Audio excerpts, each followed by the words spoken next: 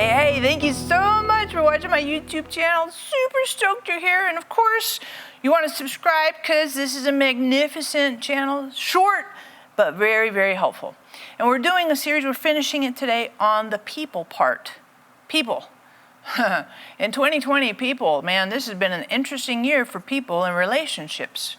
Holy buckets. I'm thinking, man, think about all the different relationships you had in 2019 and how do those look different this year? And how do you do relationships and people this year? It's crazy, crazy, crazy. But I want to finish this series. We've been talking about the importance and value, significance of people, friendships, divine connections. So we looked at Paul last week, we looked at Mary and Elizabeth, and we looked at Moses. And I think this is a fat pitch, and I like this. I did this on purpose at the end. Jesus had people in his life he wanted and needed. You're like, let's think about that a little bit. Well, you know, the disciples, right? He picked 12, and those were his hangout buddies. He had the big crowd, and then he had kind of a smaller group. But I want to point this out to you. I think this is really, really insightful. Because in Matthew 26, verses 36 to 46, this is at the end of Jesus' life. And he's in the Garden of Gethsemane. So he's done all the ministry stuff. He's done the Sermon on the Mount. He's done the Last Supper. And now in the Garden of Gethsemane, and he knows they're going to come and arrest me, and they're going to crucify me. And he's told his disciples this is what's going down, so they kind of have a heads up. But when Jesus is in the Garden of Gethsemane, he brings his 12 disciples, 11, because Judas left, brings them there. But then, and he postures them and is like, okay, y'all hang out here. And then he says to Peter, James, and John, 3 guys. And you see this kind of this really core, small connection. He says to them, please come and keep watch with me. And I find this to be, this always, whenever I read this, when I'm like in the morning time and I'm quiet and I'm still, this always unravels me. Because I see Jesus, and they had, Peter, James, and John, they came away with Jesus from the other, at that time then, there were like 7, whatever, 11, 8. And they pull away with Jesus, and Jesus goes off to the side, and he says, keep watch with me. And at the time, you never see Jesus, you can see him angry with the Sadducees and Pharisees, religious leaders. You can see him compassionate with a woman caught in adultery. You can see him conversational with the Samaritan woman at the well in John chapter 4. You can see him doing all these things. You can see him getting angry and intense, but you never see Jesus like, quote, stressed out or an anguish in his soul. This is the one and only time that we see him in anguish. And you could say, well, what about the temptation with the devil? Yeah, I'll give you that a little bit. But this was particularly powerful, particularly. And I think that for Peter, James, and John, they had a unique opportunity to see Jesus possibly, probably at the lowest point in his life. It says he fell on the ground and he sweat as if he had drops of blood. This is a medical condition that reflects the intensity of emotion. And Jesus is completely unraveled. And you can sense this, you can feel it, you see it in the gravity of what happens to him and what he says. And Jesus, at his darkest moment, he wants his closest friends around him.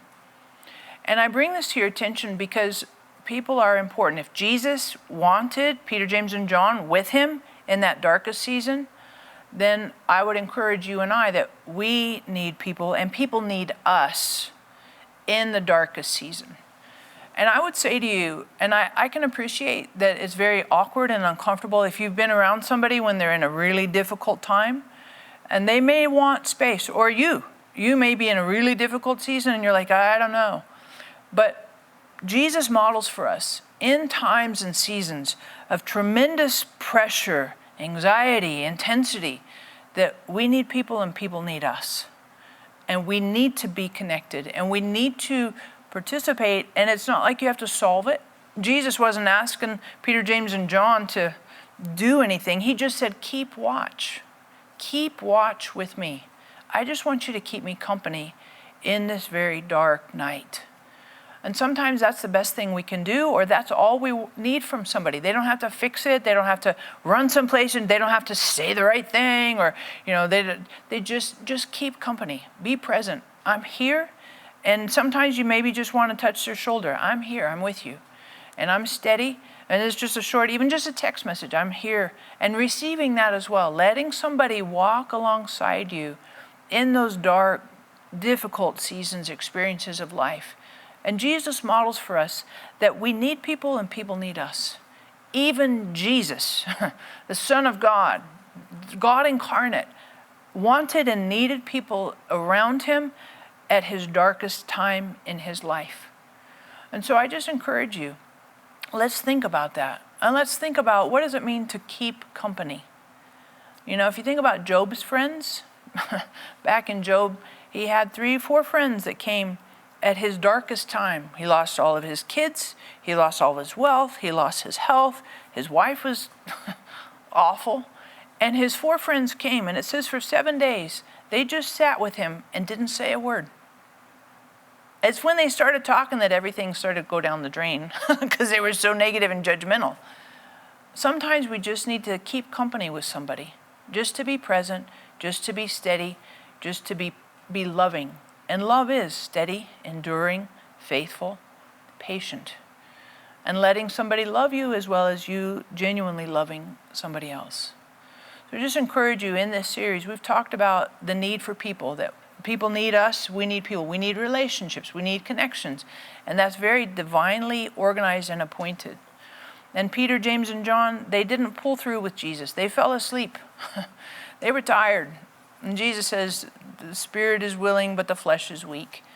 But really, let's be conscientious that it takes a little bit of effort. It pushes the envelope in our endurance, in our strength, in our whatever. And we can go the extra mile, because in that extra mile, there's potential for connection, relationship that we never have before. So I just encourage you today that you're open to people being in your life, and that you can be in other people's lives, that it's both ways, that we can connect and have tremendous, divinely appointed relationships.